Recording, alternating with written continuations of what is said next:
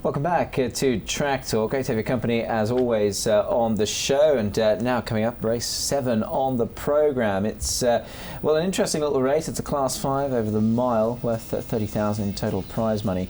And then look at the field. We will be taking a look at possibly Blitz Power here, Vlad Jurek, who takes the ride on board this mare. He's got a really good book of rides, actually, the champ, and Flying Yellow, another one who has been running around her a little bit as well.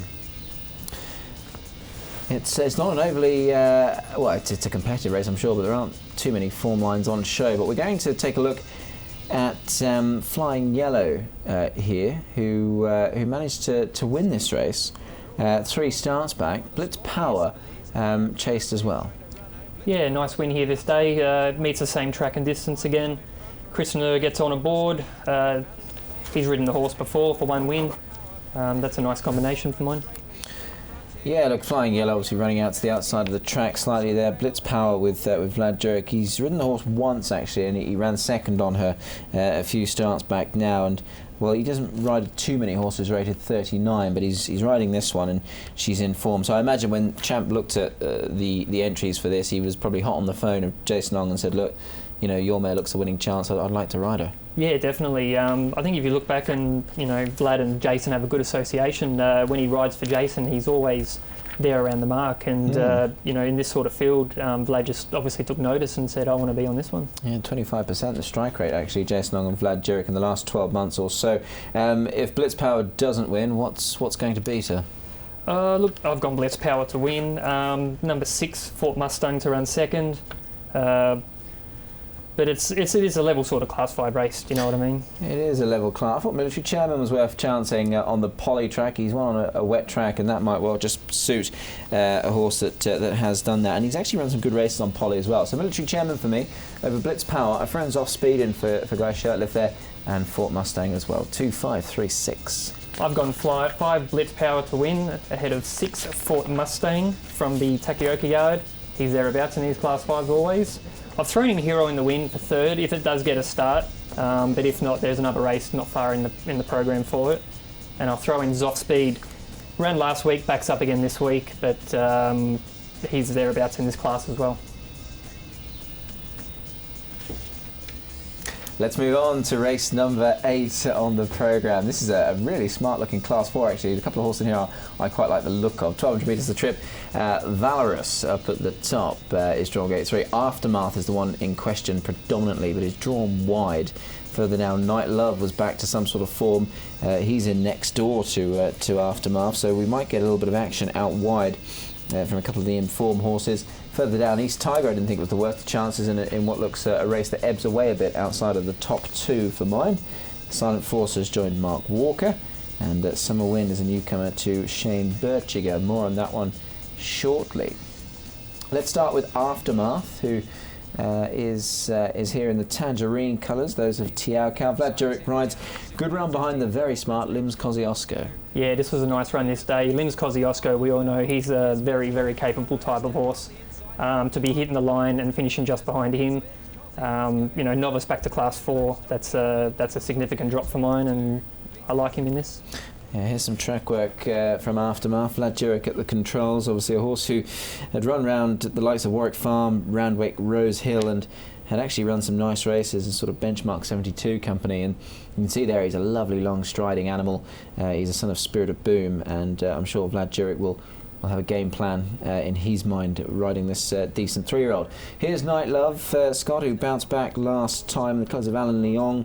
3rd to Mystery Power. He was well back this day as well. He was. He started off his Crangy career very successfully. He put 2 bad runs together, and people might have just went off him a bit, but the money was on last start. Ran a nice 3rd. Wide barrier to contend with, but if he brings his form from early days, I like him. Yeah, as you say, he's an interesting runner. Obviously, he did start off well, but things just sort of just ebbed a little bit. The wheels just wobbled. They didn't quite fall off, but they wobbled. And it looks as if he might be back to somewhere like his better form. Up a point on the back of that run last time out. Well, Summer Wind, we can take a look at some track work of this newcomer now.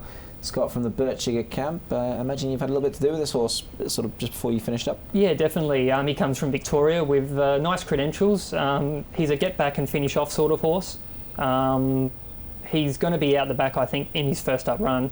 And they're going to see as he progresses. He may be looking for a bit further, but he'll be well first up, and I've thrown him in the mix. Yeah, interesting runner. He won a race at Sandown over a mile, so he wasn't messing around at really small tracks. He was in amongst some decent times. Here's Optimum Star, a Class 5 winner last time. He can hold his own in Class 4 though. He can. If you bring a successful Class 5 win and you're fit going into it, they can step up in these Class 4 races, and Takioka, well, what can he throw out for us? Oh, indeed, yeah, absolutely. Hideyuki Takioka certainly knows the time of day. Where's the speed going to come from? Let's look at the speed map, Scott. A horse like Boom Shakalaka looks to be some of the early pace in the race. He's out wide. Night Love, another one that can go. I think it's sort of an even spread of early pace in this race. It is. The ones from out wide, they're going to look to push forward. Night Love will take a trail. Obviously, if Boom Shakalaka shows a fair bit of speed like he can do. Beer Garden's one you can throw in the mix. He's won from jumping and leading before. But yeah, they're going to sort themselves out, and there could be a good tempo. Yeah, Drawn One, you got Summer Wind. Obviously, we've spoken about him. Scott knows him well. Obviously, he's a horse that's won a mile, so he'll probably get back. He's drawn towards the inside. Glasgow, another hold-up performer, and just with the likely favourite Aftermath, or at least one of the well-fancied runners, he's drawn out wide. He'll be in 14. Both he and Night Love out there. Much good a trail off of the Clements trained runner. I imagine Vlad wouldn't want to be too far behind that one. Well, it's a nice race, and it will have a little bit to play out, I'm sure, given that some of the fancied runners are drawn wide. But Aftermath comes into it on the back of a very good performance behind Lim's Kosciuszko. So he was the way I opted to play the race here, Aftermath. I've put him on top for me over Night Love. I think it'll be between those two.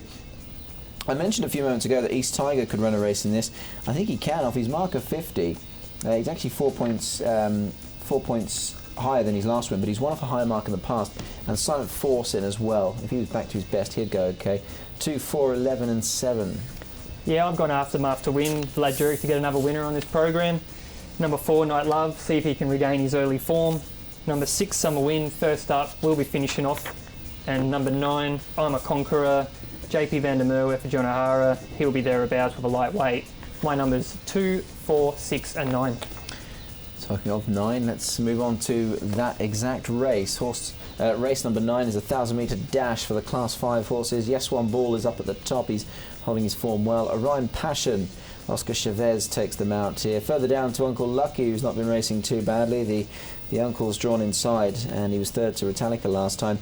My Miracle, Smash, Bright Sun and Lim Shot are the 2 EAs. Maximum fields of 12 this week, given the nature of both the poly course and the long course E.